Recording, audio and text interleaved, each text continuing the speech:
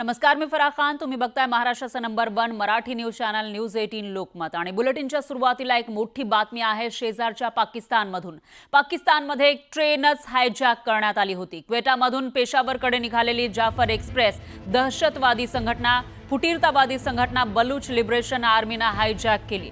या दरम्यान दहशतवाद्यांनी पाकिस्तानच्या 20 जवानांची हत्या केल्याची माहिती आहे. तर हा आकडा वाढण्याची भीती सुद्धा व्यक्त केली जाते. या ट्रेनमध्ये तब्बल 450 प्रवासी असल्याचं कळतंय. पाकिस्तानी लष्कराने कारवाई केली तर ओलीस ठेवलेले जे 182 पाकिस्तानी जवान आहेत ISIच्या अधिकाऱ्यांना ठार करण्याची धमकी दहशतवाद्यांनी दिली. त्यामुळे पाकिस्तानी लष्करासमोर मोठा पेच निर्माण झालाय. ज्या ठिकाणी ही ट्रेन रोखण्यात आलेली आहे ती जागा अति दुर्गम भागामध्ये आहे, डोंगराळ भागामध्ये आहे. त्यामुळे तिथे पाकिस्तानी सैन्याला पोहोचणं कठीण झालंय. अशा स्थितीमध्ये BLAशी 2 हात करत प्रवाशांची सुखरूप सुटका कशी करणार हे पाहणं आता अत्यंत महत्त्वाचं ठरणार आहे. दरम्यान ज्या ठिकाणी ही ट्रेन आहे तिकडची ही एक्सक्लुसिव्ह दृश्य आपण बघू शकतोय. ज्या ठिकाणी हल्ला झाला होता क्वेटावरून पेशावरला जाणारी ही जाफर एक्सप्रेस हायजॅक करण्यात आलेली आहे. अशा ठिकाणी ही एक्सप्रेस हायजॅक करण्यात आली आहे जिथे डोंगराळ भाग आहे, मोबाईलचा नेटवर्क सुद्धा येत नाही आणि त्यामुळे ट्रेन मध्ये असलेला जो ड्रायव्हर लोको पायलट असतो त्याच्याशी सुद्धा संपर्क होत नव्हता. दरम्यान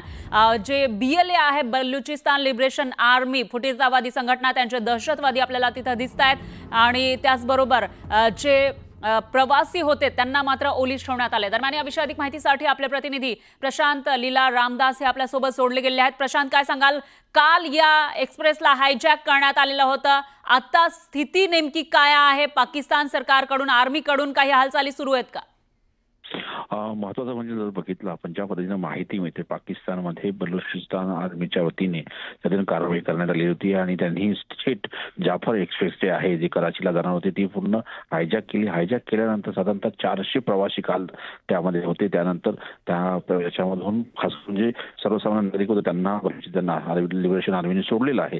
पण याशिवाय जे पाकिस्तान आर्मीचे जवान्स आहे आणि इतर अधिकारी आहेत त्यांनी सध्या त्यांना तिथे डांबून ठेवलेलं आहे. या विरोधामध्ये पाकिस्तान आर्मीच्या वतीने कारवाई देखील सुरू झालेली आहे. सकाळी प्रयत्न केला होता की विमानांद्वारे तिथे बॉम्बवर्षा करून तिथे वाचवण्याचा सगळ्यांना ठार मारण्याचा प्रयत्न होता. पण त्यानंतर तिथे आता हा पर्वतीय भाग आहे आणि या पर्वतीय भागामध्ये आर्मी कशा पद्धतीने कारवाई करणं हे देखील पाहणं अतिशय महत्त्वाचं असं. पण प्रशांत थोडंसं थांबवते मी. जर वरून हेलिकॉप्टर मधून बॉम्ब वर्षाव करायचा प्लॅन असेल तर त्याच्यामध्ये त्या ट्रेनमध्ये त्यांचेच काही जवान सुद्धा आहेत जे पाकिस्तान आर्मीचे जवान असल्याचं कळतंय. सुरक्षा दलामधील जे लोक आहेत ते या ट्रेनमधून प्रवास करत असल्याची माहिती आहे. बरोबर आहे.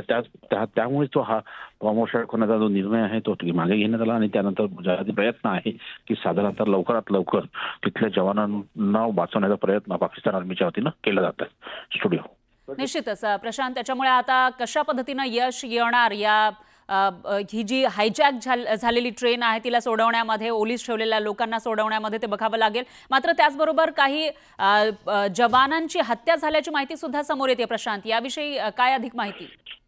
ज्या पद्धतीनं बलुचिस्तान आर्मीच्या वतीनं प्रसिद्धीपत्रक काढण्यात आलेलं आहे आणि त्यांनी काल 2 प्रसिद्धीपत्रक काढले होते. त्यांनी कशामध्ये आम्ही काय एक अपहरण केलं आणि कशा पद्धतीने संपूर्ण हायजॅक केल्याची माहिती विचारत होती. आणि त्यामध्ये जर बघितलं आपण तर तिथल्या काही पाकिस्तान आर्मीच्या जवानांना त्यांनी जखमी देखील केलेलं आहे. काहींना थेट गोळ्या देखील झाल्या. ज्यांनी विरोध केला होता त्या सगळ्यांना गोळीबार केला आहे. त्यामुळे या गोळीबारामध्ये काही जवान पाकिस्तान आर्मीचे जे दगावल्याची माहिती पुढे आलेली आहे. पण महत्वाचं म्हणजे आता पाकिस्तान आर्मीच्या तिथे युद्धस्तरावरती कारवाई सुरू झालेली आहे आणि कुठल्याही म्हणजे आजच्या आज ती हायजॅक केलेली ट्रेन आहे ती लवकर सोडण्याचा प्रयत्न पाकिस्तान आर्मीच्या वतीनं केला जात आहे. निश्चितच. त्याच्यामुळे आता त्याच्यामध्ये कधी यश येणार ते बघावं लागेल. याविषयीचे अपडेट आपण घेत राहूयात. प्रशांत, धन्यवाद तुम्ही दिलेल्या या सविस्तर माहितीसाठी.